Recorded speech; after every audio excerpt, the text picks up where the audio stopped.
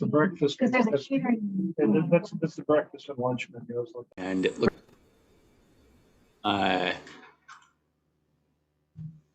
clerk, can you note the attendance? And the first thing we're going to do is call this meeting to order.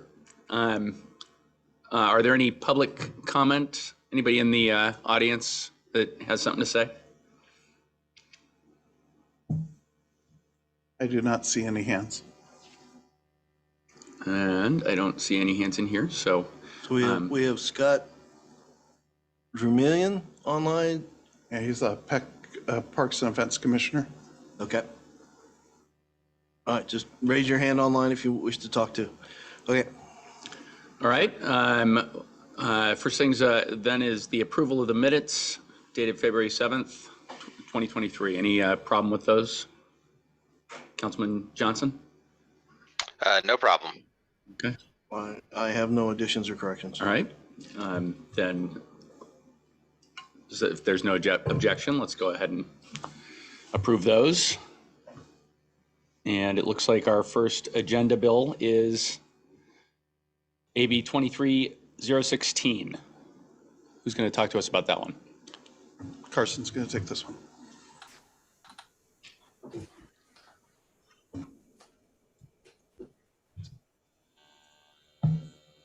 Good evening, committee members. The purpose of this agenda bill is to address the third two-year extension of this waste management.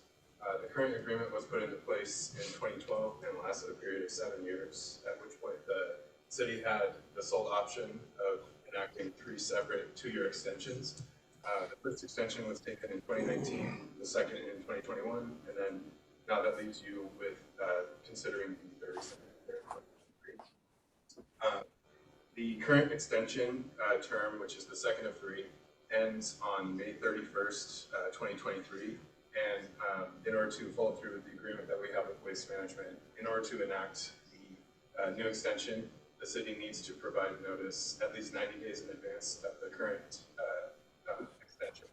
expiration of the current extension term. So that would leave us early next month in March.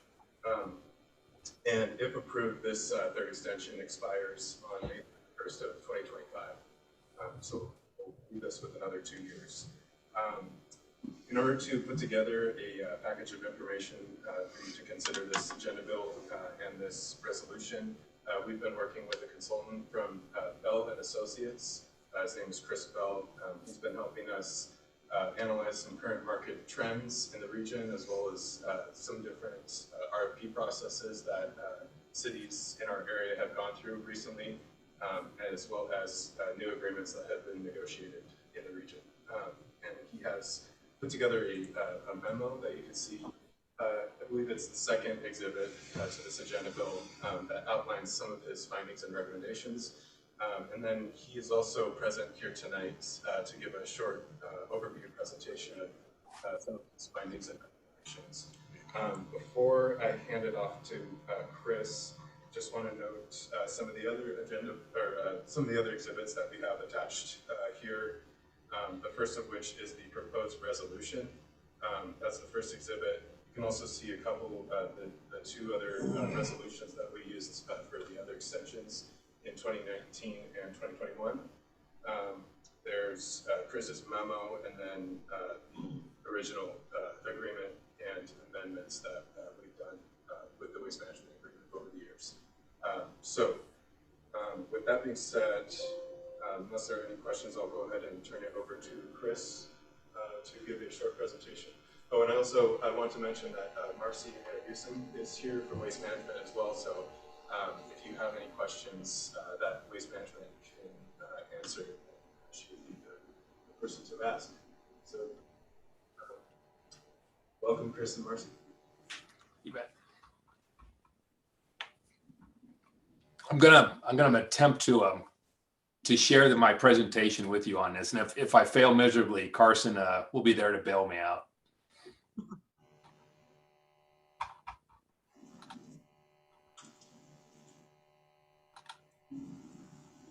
So far, you're failing.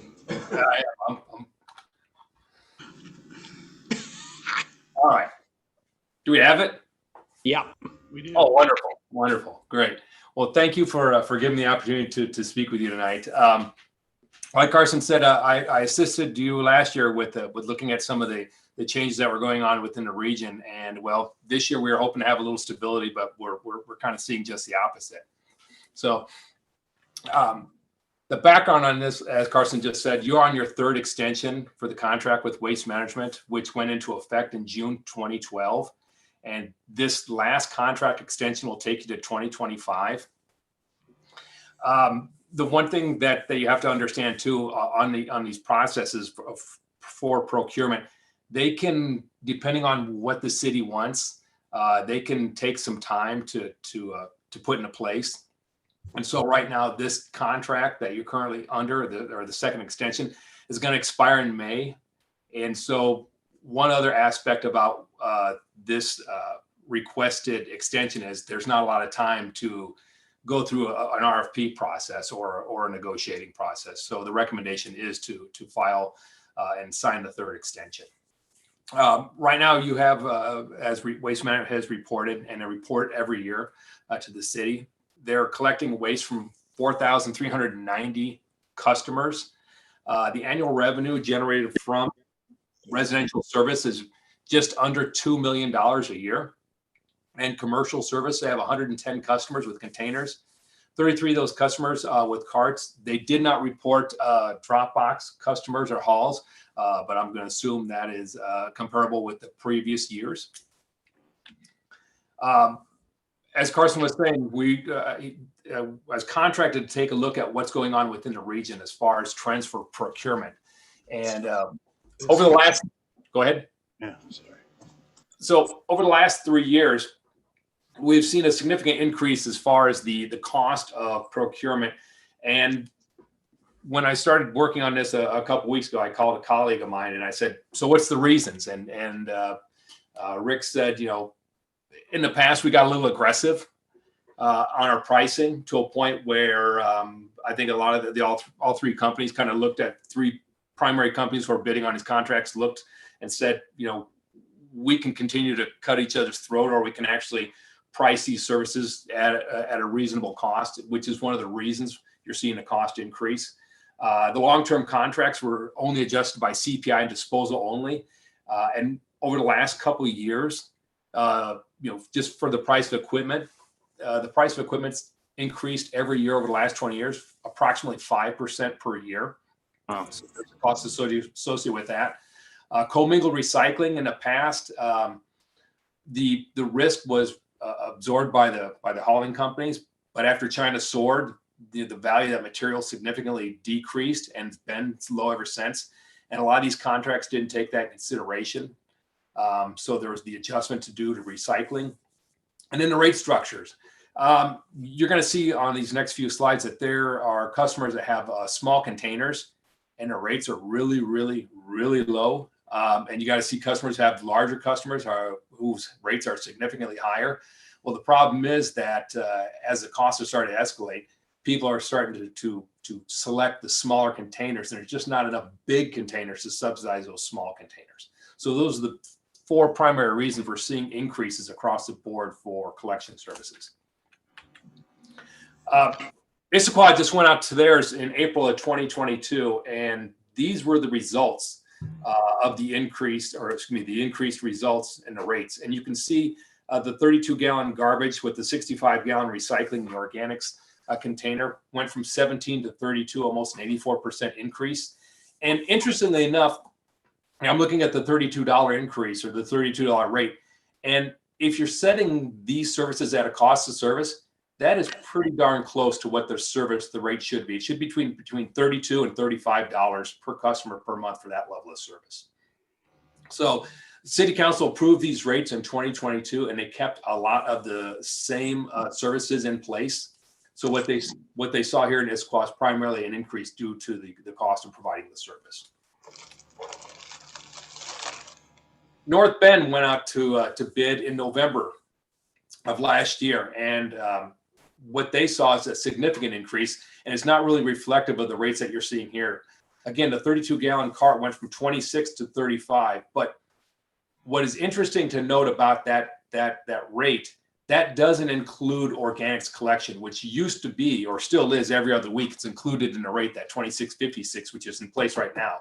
But under the new pricing schedule that the consultants recommended for the city to approve, that service has become a subscription service. So their costs went up by 35% and they lost service. So, and as I said here, when we spoke with the individual who's in charge of this procurement for the city, they said they're still in the process of selecting a service provider. So look for those rates to go up significantly when they finally do come to a decision on what the rates and services should be.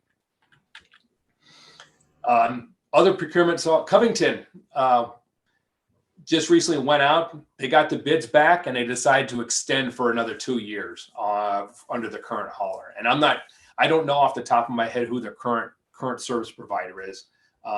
Marcy may know that, but I don't know. I'm not sure. And Tuck Willett just went out to bid, and Recology won that procurement. However, they did see a significant increase, whereas rates increased for the 35-gallon cart almost 95%. So you are seeing significant increases in collection rates. This table is what your current comparable rates are, 2023 rates, and you can see Snoqualmie there on the left, and North Bend's current rates, their proposed North Bend rates, Issaquah, and Sammamish. And the UTC rates, one thing to note about the UTC rates, they are set at a cost of service. However, they don't include, in this case, organics collection.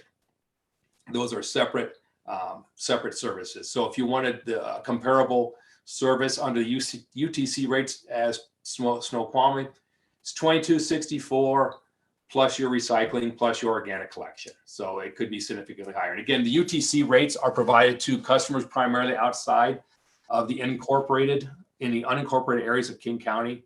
And usually those customers are distanced a little bit more. The cost of providing service is a little higher than the incorporated in-town city customers. Same thing with commercial here. If you look again, the 2 and the 4 yard are the most common in Snoqualmie, and you can see the rates, the current rates, and the best one to compare is Issaquah, because again, they just went out, and the North Bend rates. So expect to see some increases associated with commercial service under a new contract. And so with all of that information that's presented you, again, like Carson was saying, we're recommending that the city council sign the 2-year with Waste Management to May 2025. In the interim, during that time with the determine the city, make the decision on what level of services that they would like to see. And again, I'm not sure if the city has to go out to bid or if they can negotiate with Waste Management. Either way, it gives the city some time to determine what level of services they want and what the overall offering could be from Waste Management and or other service providers.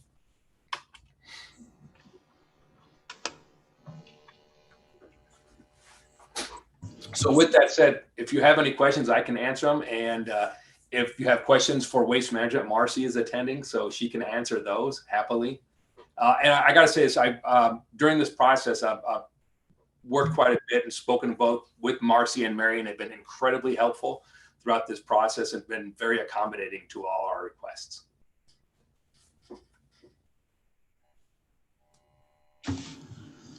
Well, that's kind of bleak. You got something, Brian? Well, so just to be sure, with this 2-year extension, with the rates that the city of Snoqualmie will be getting, we are comparable or better than surrounding city contracts for waste disposal. Is that a true statement? Right now, yes.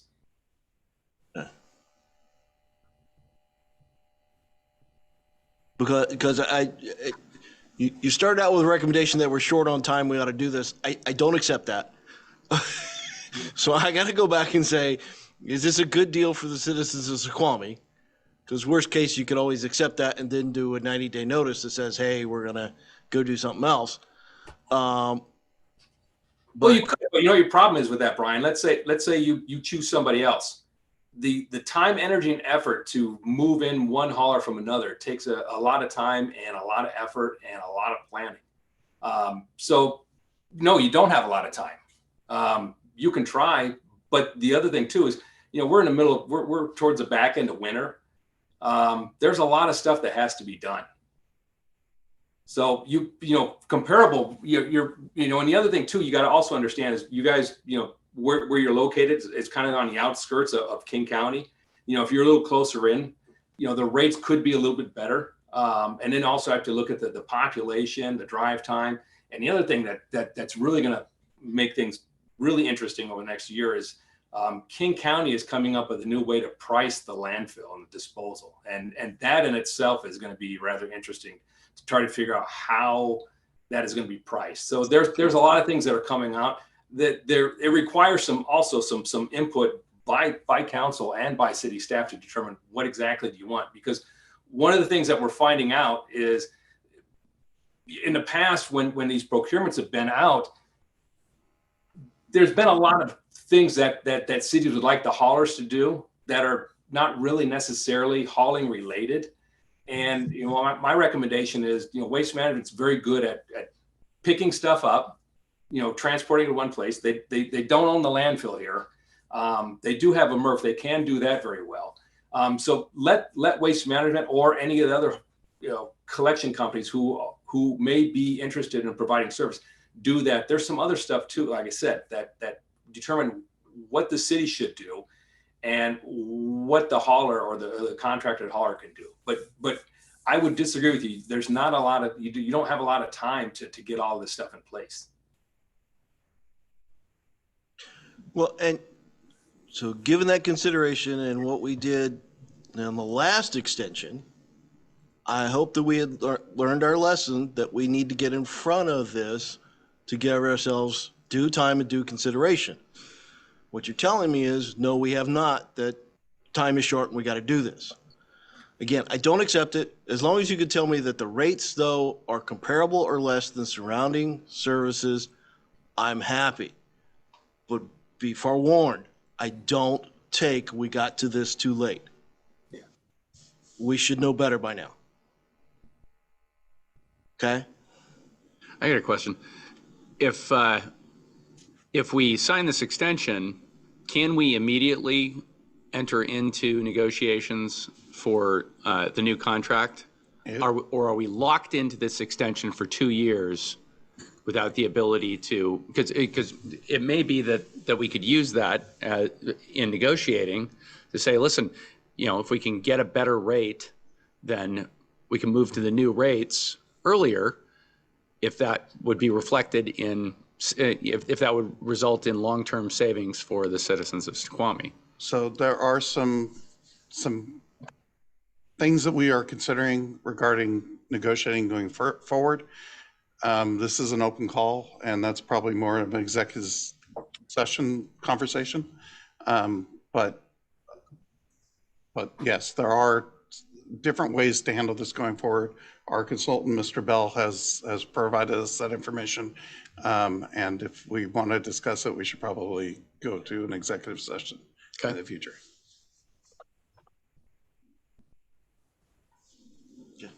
Sorry if I stole your thunder, Bob. Thunder Bob, do you have anything to say?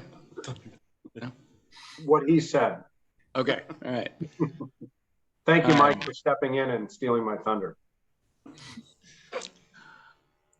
Okay, Councilman Johnson, do you have anything to add or ask?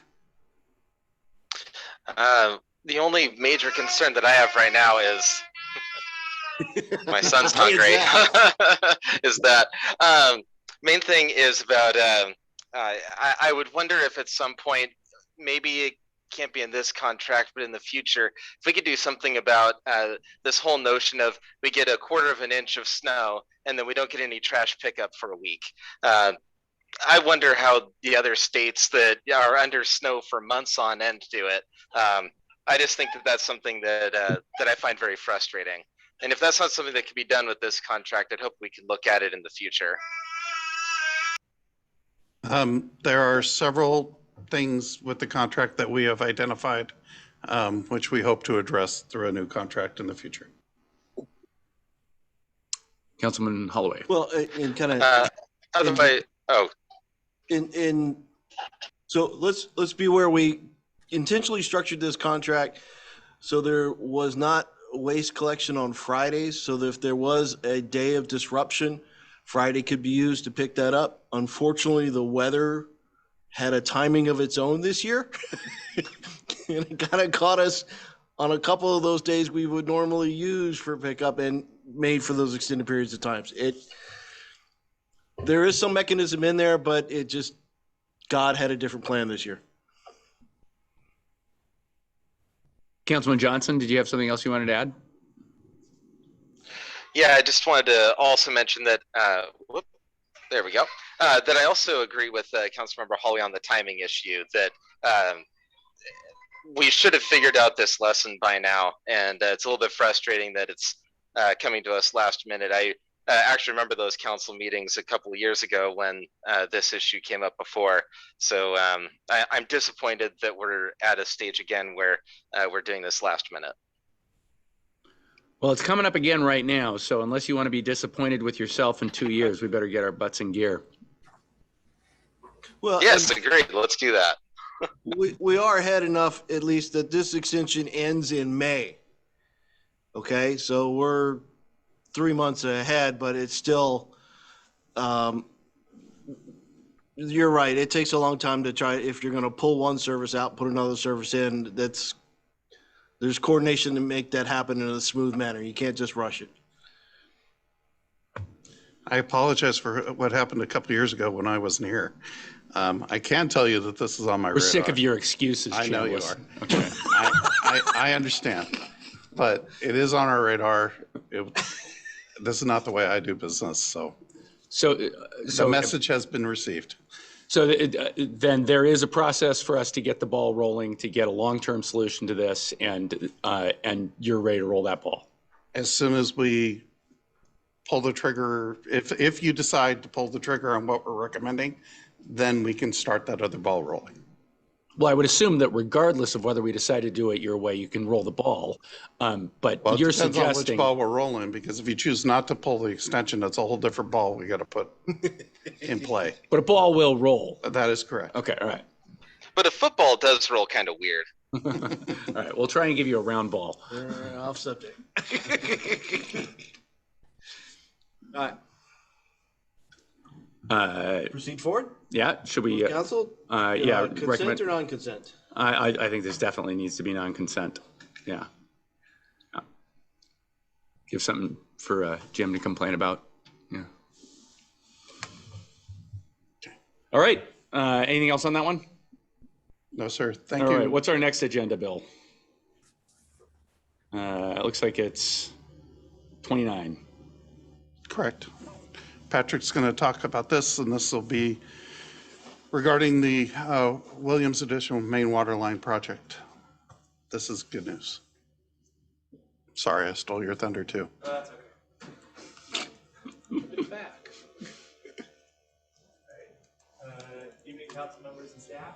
Like Mike said, well, first, I guess I'm Patrick Brad. I'm one of the engineers for the city. And like Mike said, tonight I'm bringing forth Agenda Bill 23-029, which is awarding a public works contract to Fury Site Works for the construction of Williams Additional Water Main Replacement Project. I have a little presentation, so I'm going to steal the screen.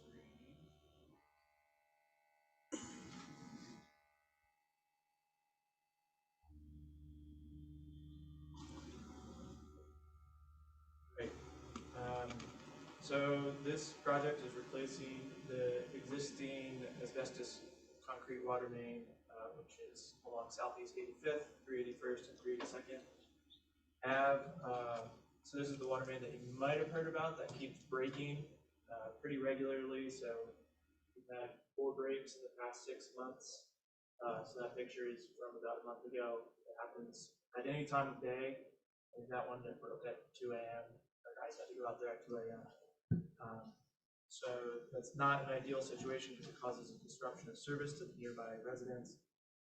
We don't have water, and it requires an emergency response from our staff at 2 a.m., which incurs unexpected costs as well. And so the plan is to install new 8-inch and 6-inch ductile iron water main up to the Department of Health and City standards, which also includes a new fire hydrant to be installed, so there will be a total of 5, bringing that up to code as well. And then also all 53 parcels will get individual service connections, also up to city code. And so the construction would be slated to start this summer and continue into the fall of 2023. One thing to note is that there is a lead time on meter setters, which is why it's starting in summer and completing in the fall rather than starting in spring and completing in the summer. And those setters are due in around mid-September, and so we'll look to pop those in and done in October. And all other materials do not have lead times or minimal lead times. And so this project was open to bid for 3 weeks in January. We closed on January 31st. We got a total of 11 bids. Peary was the low responsive bidder with a bid of, including tax, about 1.2 million. The exact figures are up on the board. That's pre-tax. And so the funding for this would be coming from the CIP funding program, Utilities Main and Drainage System Replacement Program. And so for the 2023-2024 biennium, we have a total budget of about 3.12 million. And like I mentioned, this is about a $1.2 million project. And then other costs that are being incurred on that program are the 384th Avenue sewer replacement design for $431K. And so that'll leave about 1.5 million for the biennium budget for this program. And only other project that is planned to incur on those costs is the 384th sewer project. So it's planned to be below 1.5 million, so it should be good. That's it. I wonder if you could go back one slide. It looks like the bid is somewhere between $250,000 and $1 million less than the other bids. Yeah, that is accurate. So why are these guys able to do it so much cheaper than everybody else? There are a couple items that were cheaper. I would say the biggest is that they're based out of North Bend, so mobilization is really low cost. They are planning on doing things quickly. They do them really regularly. This is their bread and butter. They just finished a 6-year contract with Bellevue that Bellevue was really happy with their work. So I'm not, they didn't really show it on anything that I'm concerned about. But when you see a number like that compared to all the other numbers, that's got to be a flag to you to. It does. Yeah. And but you're confident that they've got a history in this and they know what they're doing and they're not. Yeah, absolutely. So it's a good question. And so what we do is we look at what, because it's a whole bid tab, and so you can break out what they bid low on and compare that and see if something looks wrong or if they lowballed it, and see what they were thinking. And so we went through that process and it all looks above board. All right. Good eyes. Councilman Johnson, Councilman Holloway, anything? Yeah, this is of course a very important piece of work. I mean, I've certainly seen plenty on Facebook of when we've had problems down there. My main question is simple. How does this compare to our projected expenditure on this item, sewer replace? I forgot the name of it. Sewer replacement. Hey, could you repeat that? You kind of cut something out there. rather. Can you hear us, Joe? Oh, sorry. You repeat that? I can hear you. Can you hear me? You cut out earlier. We can hear you Okay, now. can you hear me now? Yeah. Yes. Okay. Yeah, so it's definitely a very important thing. I've seen lots of posts on Facebook about what's going on down there. my main concern is about the sustainability of that particular appropriation in the budget. Got that line item that's the sewer repair and replacement or something like that. How does that compare to any projected expenditures that are coming up apart from that? I will share, I should stop sharing, you guys better answer that. Bring that back up so I'm sure that we're talking about the same. So we're gonna have about $1.5 million remaining in this biennium budget for the 384 thatch sewer, and the current projected cost, which we're just about at 50% design for this sewer, is about 1.2 million. We're still early in design. So this will eat up about half of that line item in the budget. No, so sorry. So just we have 3.12 million for this whole biennium, and this Williams edition, this water main replacement is going to be about 1.2 million, bringing it down to about 2 million even, and then about $500,000 being allocated to design for the whole separate project of the 384, and then that 384 construction, which is slated to be in this biennium, is going to be called 1.2 million. So I guess I'm wondering, is there anything expected that we know is coming that is going to eat significantly into the about 1.5 million remaining? Oh, got it. No. Nope, this is it. Okay, thanks. Do you offhand have any kind of general short history of this water main and the failures that it's experienced in the last couple of years? How many has it been in the last year, 2 years? All I know is four since the fall. Since fall 2022. Yep. 4 times. I know of 8 since I started, and that was a year ago, so 8 in the last year. Yeah, sorry, I don't have. That includes his 4, so it's not 12, but it's 8. Was it a problem before Mike got here? No, it's all my fault. Okay, all right. Well, I think we figured out the root cause here. Okay.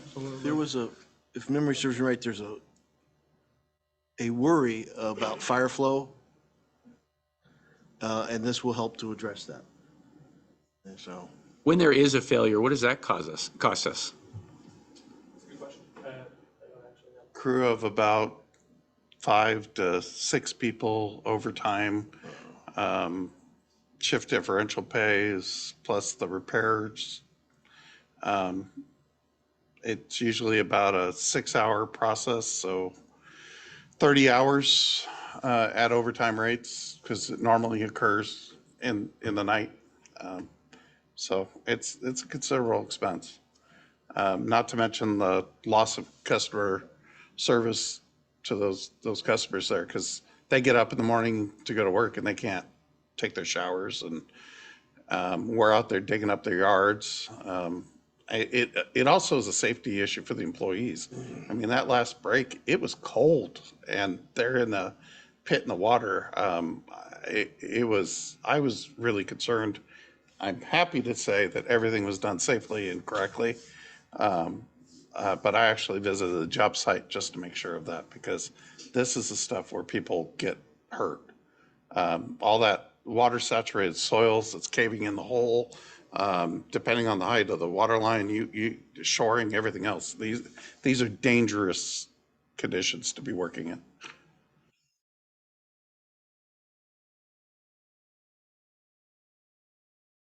Also asphalt repair costs money. Yes. Councilman Lucked out Johnson, this anything time else? because it was in somebody's front yard, but yeah. Anything else, Councilman Johnson? Not for me. Councilman Holloway? You? he headed me off the pass. I'm good. Okay. I'm inclined to say non-consent on this, just because I think the council's going to want to know about it. But Well, and at 1.2 million, yeah. yeah, That's just for the dollar figure. yeah. All right. Thank you, Mr. Fry. Good job. Let's see. We got 30 coming up. AB 2330.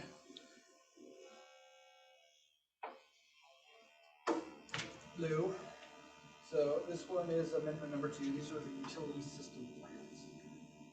We are nearly complete with the utility system plans. The water system plan and the general sewer plan are essentially complete and in for agency review currently. We have experienced several delays on these, mostly due to, I would say, a lot of changing that's been having in the city in additional agency requirements, where we've had the casino development, we've had the millsite development, the sales that went away. We've had several delays along with in the project and delays are really as a result of trying to address these growth changes. Hey, could you make sure you're hitting the mic? I want to be sure that Councilman Johnson can hear you. So we're down to the last little bit, but we need a little bit to get us over the line. So this amendment for $92,000. Good chunk of it is for the casino. The casino, we have to update the plan to address the casino flow and load. We had also some additional reporting in that regard. More analysis, more updates. And of course, we've experienced quite a bit of significant foot dragging by King County, which has delayed the process somewhat. So we're, like I said, at the end, and this last little bit over the line. The additional services are outlined in the scope, which have to go through. Please, thank you. Sure.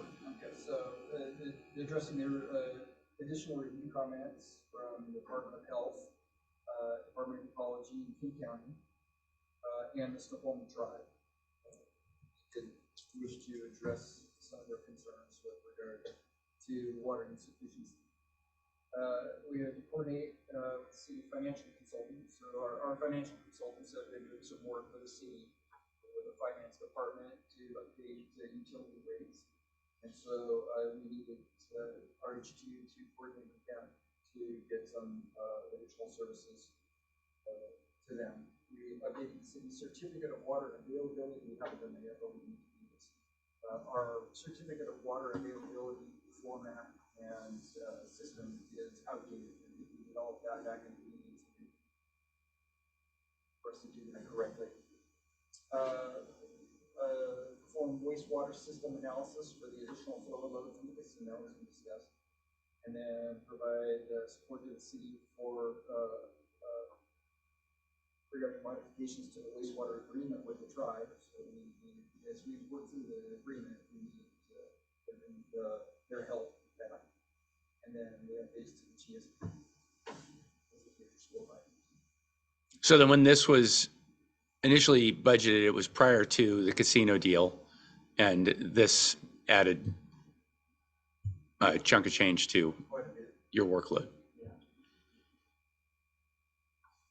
All right. Councilman Holloway.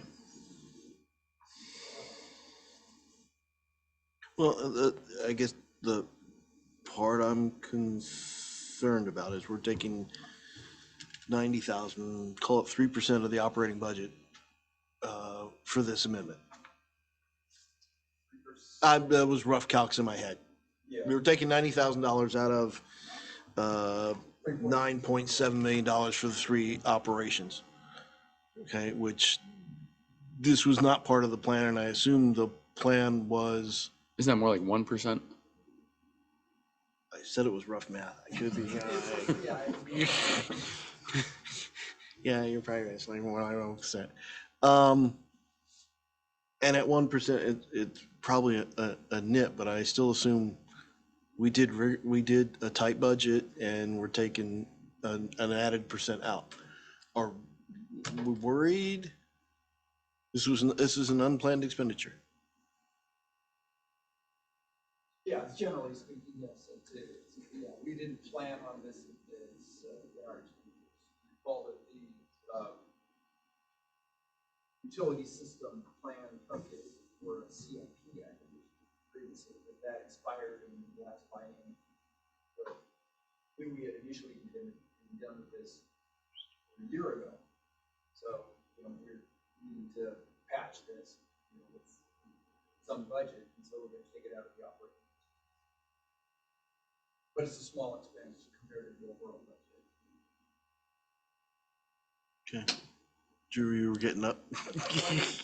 So I wanted to make sure that we understood this. This concerns only services out of the operating utility budgets. It doesn't include salaries and wages, benefits, for example, supplies.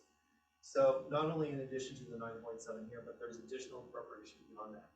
We know we struggled to hire people at our utility plant. It's continued into this year for the most part. So there is going to be some savings from those positions that we have been unable to fill so far at this point that could at least contribute to solving this. As of right now, usually we're at the beginning of the year. Yeah, we haven't. When we get closer, right, to the end of the biennium, we're going to know more exactly about where we stand. At that point, we'll have to take maybe some action if we need to at that stage, if this does become an issue, or we can come back at a later date to council with a budget amendment to maybe appropriate funds for this. But we're not at that stage yet where we exactly know where we're going to end up by the end of the 2-year period, just because it's so young, biennium at this point. So we're in a wait and see approach right now. Drew, there's also going to be revenues expected as a result of this work, right? By doing this work, we're going to be incurring some kind of revenue from the casino and in the future, correct? Oh, yeah. So in essence, the casino expansion itself will result in additional flow to the facility plant, which will generate additional rate revenue overall for the city that could, contribute to paying for this $92,000, but also help to support our system in the future. So, but obviously, as you know, what comes with that too is we have to keep up the facility over time too. So, obviously, there's going to be additional recurring expenditures at our sewer plant when we do have to add this additional capacity and the people that come with it. So we will never get ahead. And you should. We're trying to balance. Utilities, for the most part, should be self-sufficient. Yes. Right. What comes in gets what what we ask for in the rates should be what we need to pay for Cost of service. operations, maintenance of the equipment, and any capital improvement we need to do to maintain the service. Okay, so this is not a moneymaker for the city. It should be. Yeah. So when we made the deal with the tribe, we got a big chunk of money from them from that. Did we use all that up already? Is that all been? So, that was receipted into our capital funds. So that money is being used to support, say, the capital facility improvement over the treatment plants. We can certainly take a portion of that from here, but this expenditure itself is not a capital expense. It's an operating expense, and so we're going to pay for it out of the operating funds as required by cap rules and things like that for the most part. We can certainly take a component of that $1.1 million, $92,000 out of that to bring it over, transfer it into the operating funds. But, there's multiple ways that we potentially do this. And that's certainly one of them, and we would probably want the casino to pay for that. So primarily if we're doing the work specifically or at least a portion of it. Thanks for explaining that. Appreciate it. Councilman Johnson, anything from you? Briefly, let's just pretend that at the end of the biennium, we find that across our operating budget and utilities that we're short about $90,000. Do we currently have enough in fund balance to cover it if we had to? Yes, as a part of our financial management policies that council passed this past year, we are and must have a sufficient operating reserve within our utility operating funds, basically. And so we will have sufficient cash there by the end of biennium, basically to pay for any sort of amounts that may exceed budget. And at that time, we may request a budget appropriation.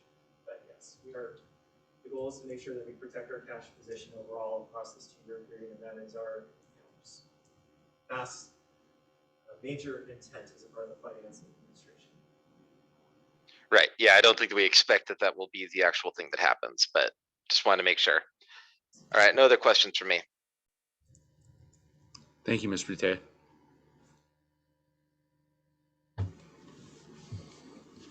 I don't see any problem with this, so I'd say consent. I agree. Jim can pull it off. Okay.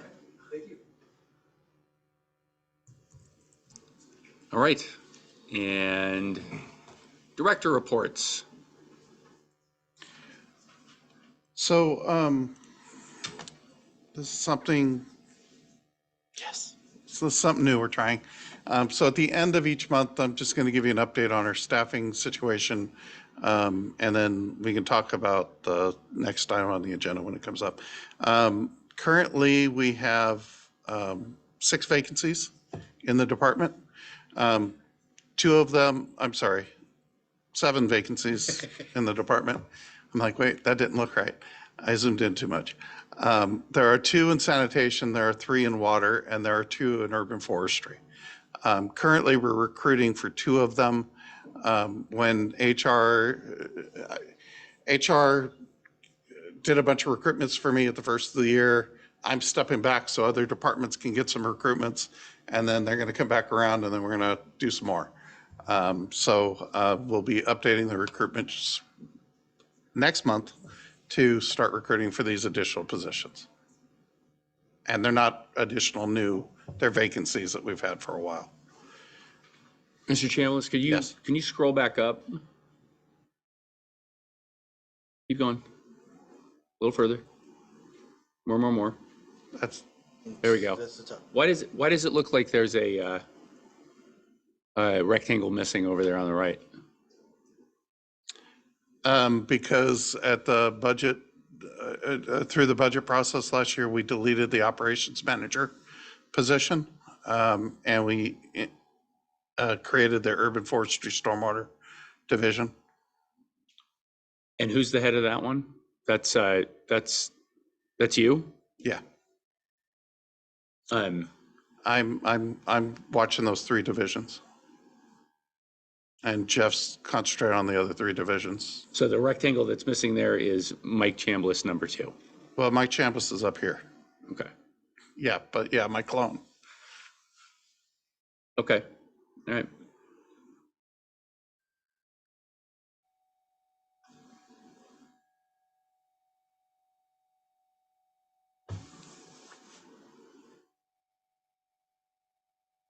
How much of a strain is that on you? I mean, do we need a rectangle there? We don't need a rectangle there. Okay. I need the rectangles in stormwater. That's where I needed the rectangles. Okay. All right. Sorry, I didn't mean to sidetrack you. Go ahead. Not a problem. That's the end of my staffing report. All right. And after that, we are looking at, Project status? yeah. Oh, one quick question. I just wasn't quite clear which 2 are the ones that we're recruiting for right now. One's in sanitation, it's the mechanic position. And then the other one's just a maintenance tech in water. Well, just, Okay. they're unicorns, Yeah. so All they're pretty right, thank you. special. All right, we're getting there now. The next item is the Project status? project status report. So my other thought was that each month we would go over the project status of projects to keep you updated on where we were with the CIP. Then the CIP manager and myself sat down and we created a tool that I distribute to you by email today, so that you have real-time data anytime you want it. And we also put together a list, and it got quite long. So in the interest of keeping us to an hour, I'm not going to go through all the projects, but you now have a real-time tool. Wow. Where you can click on that and it's updated monthly. So you'll know where every project is real-time. And is this tool available to the public? It is not at this time, but we certainly could make it that way, I think. I got to talk to Dana. I mean, it might keep you from having to, hire more rectangles to explain things to people. And Those aren't my rectangles. well, yeah, but if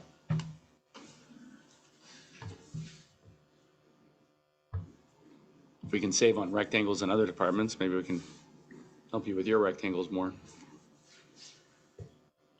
Do we have any orange right now? Sorry, I haven't had a chance to look at my email yet today to see this. I don't think we do. No, we do not. A lot of green. That's good.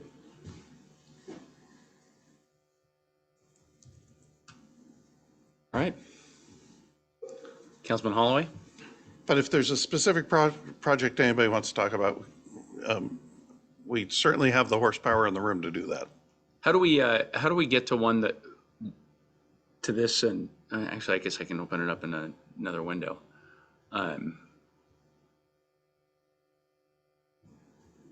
Nope, maybe I can't. That's why I got to talk to Dana, because this is some Microsoft shared thing, and I don't know exactly how shareable it is. I know you can share it in network. All right. Well, is there any particular project you're extra excited about? Want to tell us about? Probably the one I'm most excited about at the moment was we had the pre-bid meeting for the JOC program this morning, and we had a lot of participation. So that's looking good. I think that bid is due next week, correct? Yeah, Tuesday. So we should be wrapping that up in April, getting it before you, and then we'll have the JOC program in place so we can put a whole bunch more rectangles on this in green. That's fantastic. In fact, we can add a different color. It says completed. Yay. I like that. Councilman Johnson? Questions. I'll have fun looking through this. Oh, actually, there was one little thing. If it turns out that you can't make this shareable directly to the public, one possibility would be to say publish the latest version every, I don't know, 3 months, 6 months, something like that. Yeah, I'm imagining we're going to have to make this a PDF, a giant PDF, and that's probably going to be the way we need to do it. I agree. I think there are a lot of people who'd be interested in it. Okay. I will talk to Dana in the morning. And make sure it's in color so people can see all your green. Absolutely.